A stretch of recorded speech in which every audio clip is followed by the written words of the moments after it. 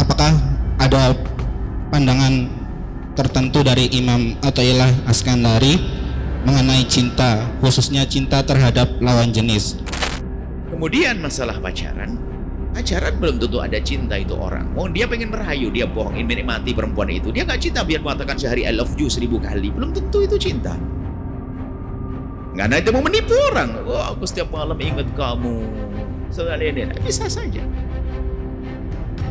Ayah, pacaran bukan begitu. Jadi pacaran adalah menjadikan ketertipuan.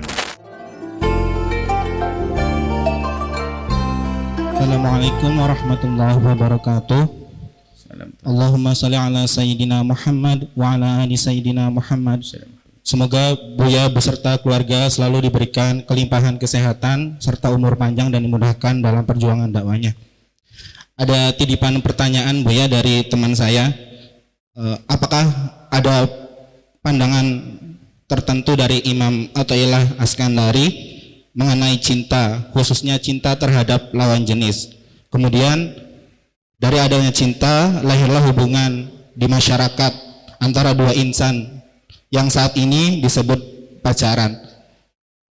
Namun ketika orang menyadari kalau pacaran itu adalah suatu perbuatan yang salah, tapi di sisi lain berat untuk melepaskannya karena sudah sangat dalam-dalam mencintai lawan jenisnya, tetapi belum siap untuk menikah. Bagaimana nasihat supaya bisa lepas dari pacaran dan lapang hati dari hal tersebut?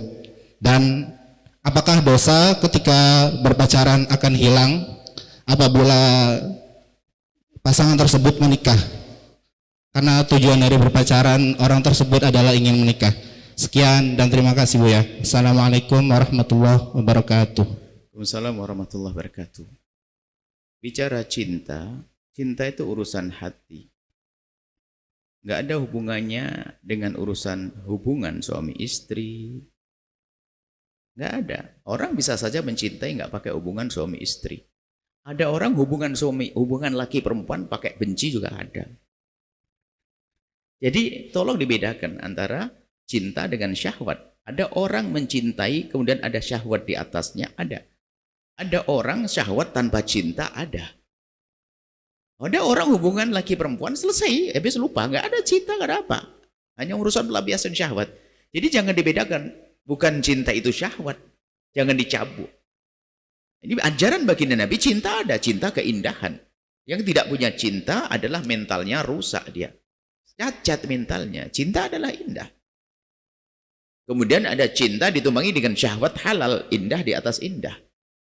Cuman kadang cinta ini dibuai oleh setan sehingga syahwat dianggap cinta. Melakukan kehinaan zina dan sebagainya. Katanya itu cinta, bukan itu syahwat. Dan cinta sejati yang kenal Allah menghalangi orang untuk melakukan kehinaan. Kita bicara cinta, dan cinta dahsyat, karunia Allah. Orang mencintai, bisa saja orang mencintai laki dengan perempuan. Mencintai tidak dilarang. Anda boleh mencintai siapa saja. Yang nggak boleh kan setelah mencintai mau ngapain? Kalau ada orang jatuh cinta kepada seseorang, kemudian dia menjaga dirinya, setelah terlanjur mencintainya, sampai dia tidak boleh membayangkannya, menghayalkannya, ngelihat fotonya, sampai dia mati syahid dia. Karena dia mati menahan diri daripada masuk kemaksiatan. Kalau saya menghindar dari melihat dia, karena aku tidak cinta, gampang. Tapi sekarang aku menghindar dari menikmatinya sementara aku cinta. Dahsyat kan jihad. Begitu kalau ulama mengatakan mati syahid.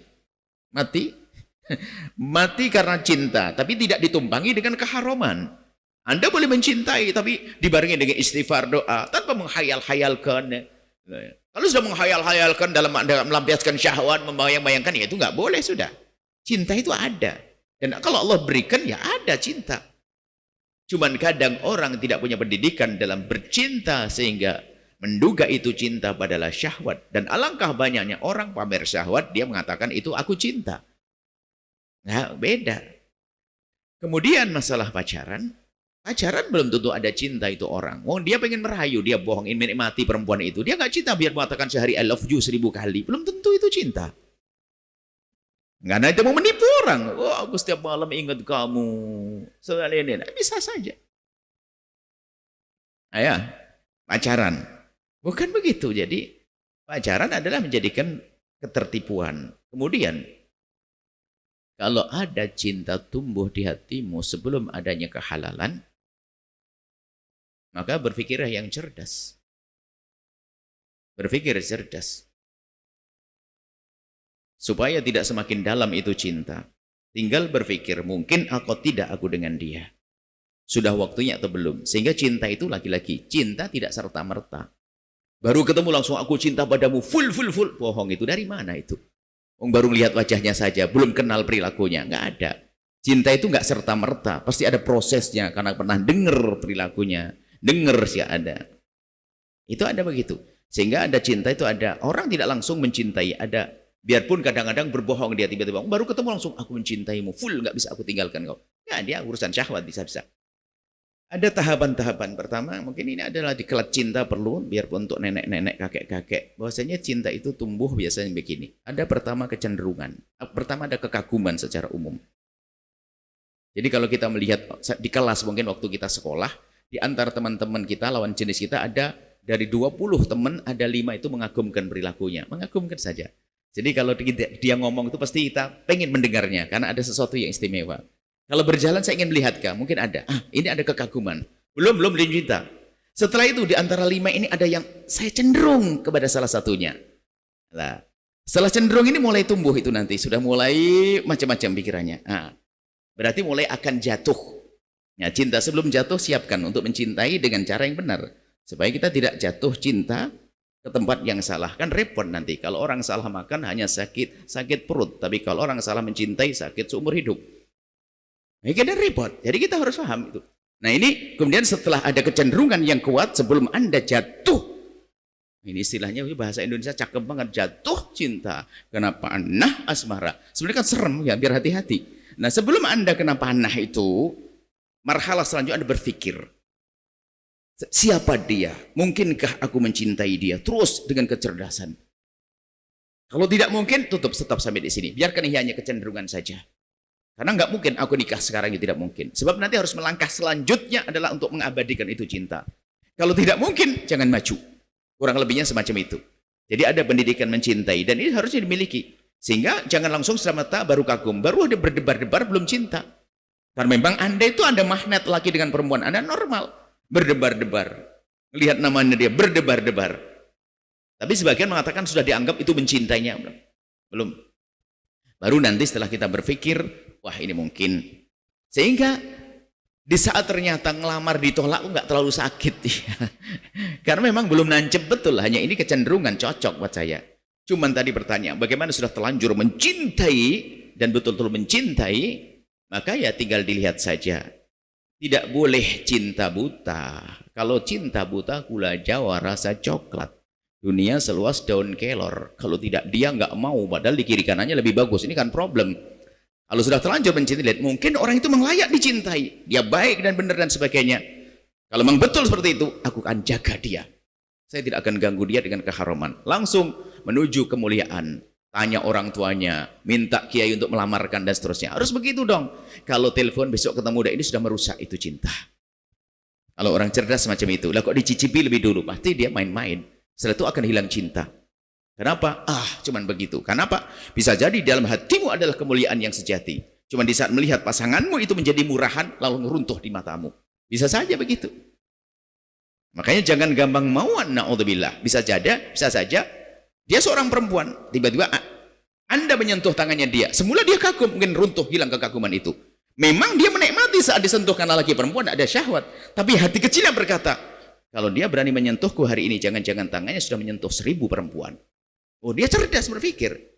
Artinya dia sudah tidak takut kepada Allah. Saya dipegang tanganku. Aku menikmati, iya, memang aku ada syahwat.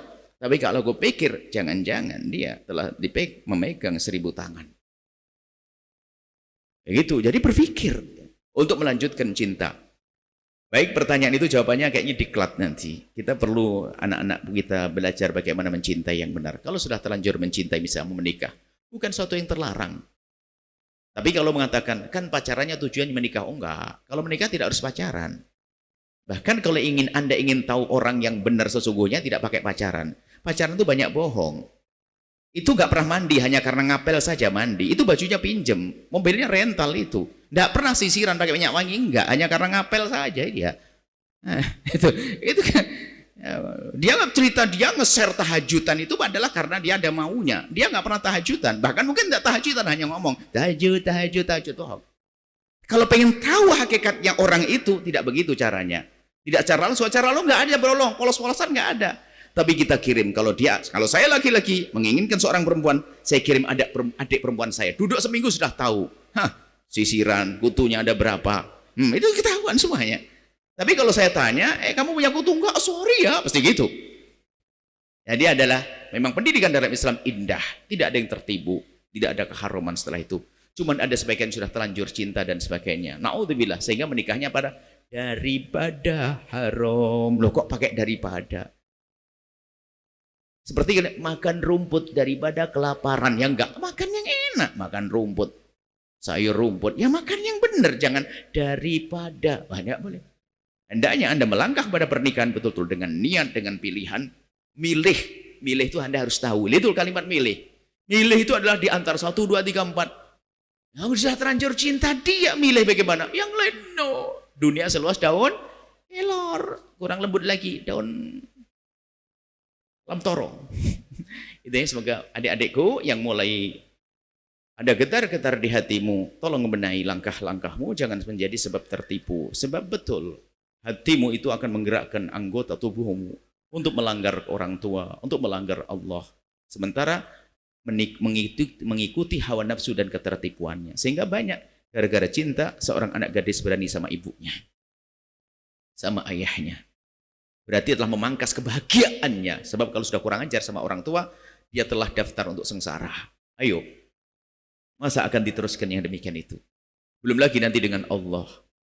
Bagaimana dia katanya mencintaimu, lah kok ngajak masuk neraka? Ya nggak benar dong. Kalau dia mencintaimu dengan sungguh, pasti dia sangat menjaga, tidak mau menyentuhmu, tidak mau melakukan keharaman denganmu. Kenapa? Dia mencintaimu, berarti dia menjagamu. Baru dia boleh yang menikah. Maksudnya segera menikah. Tapi kalau dia sembrono, seenaknya, wah kacau ini. Saya mau diajak masuk neraka. Mestinya kalau Anda cintanya tulus, sejati, mudah melupakan cinta yang seperti itu. Karena itu bukan cinta. Tapi hawa nafsu yang dibungkus dengan kalimat cinta. Semoga Allah yang jomblo-jomblo memberi menjaga hati, tidak salah mencintai. Ingat, pendek kalimatnya. Salah makan sakit perut, salah mencintai sakit seumur. Nah, kalau hafal itu insya Allah sudah hati-hati insya Allah. Semoga Allah mudahkan kita dalam menggapai cinta yang sejati, indah dunia hingga di akhirat nanti. Wallahu a'lam bishawab. Sahabat Al-Bahjah TV, setelah menyaksikan video ini, jangan lupa bersolawat kepada baginda Nabi Muhammad. Shollu ala Nabi Muhammad. Allahumma sholli alaihi wa ala alihi wa sahbihi.